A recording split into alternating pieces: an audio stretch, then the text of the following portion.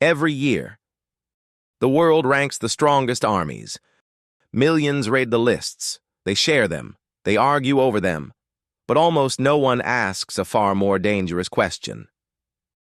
Strong. For what kind of war?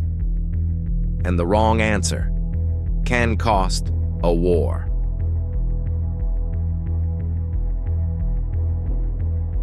Most rankings focus on numbers. Tanks, jets, troops. On paper, this looks convincing, but history tells a different story. History is full of powerful armies that lost wars they were expected to win, not because they were weak, but because they prepared for the wrong war. Modern warfare does not reward size alone. It rewards adaptation. So instead of traditional rankings, we use a different perspective. It's called the Stratos Index. It does not rank armies. It exposes assumptions, and assumptions are where wars are lost. The Stratos Index does not ask who is strongest.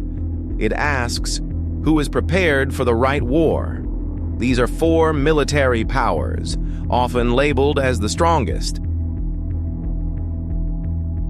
But each was built for a very different kind of war. The United States, designed for global power projection. But what happens when the war has no front lines? China, built for long-term strategic competition. But what happens when time itself becomes the weapon? Russia, optimized for high-intensity regional conflict. But what happens when speed matters more than precision? NATO, strength through alliance, integration, and scale. But what happens when coordination breaks under pressure? Powerful, but not interchangeable. The strongest army on paper is not always the strongest on the battlefield. Wars are not lost by weakness. They are lost by certainty. Context decides everything. So the real question is not who is number one. It's this: USA versus China. Not a comparison, a warning. Because the next war will not forgive wrong assumptions. Stratos Warfare.